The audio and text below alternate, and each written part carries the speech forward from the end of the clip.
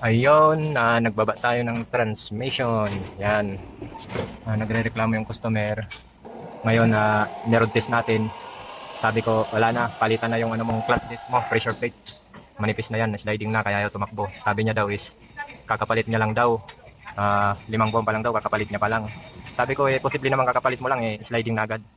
Nung binaklas ko yung transmission, napakatitigas ng mga tornilyo. Ibig sabihin, ah, kakabaklas pa lang, unang baklas pa lang to ngayon.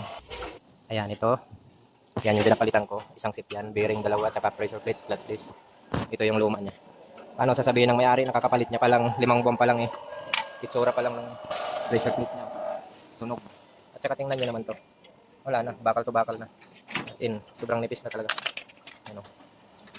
Palitan na natin yan para okay na. Pati yung bearing doon papalitan natin. Ito, papalitan natin to. Naisalpak na natin.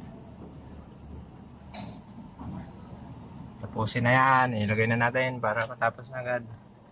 Miya-miya na to. Yan yung bago niya. Yan yung luma.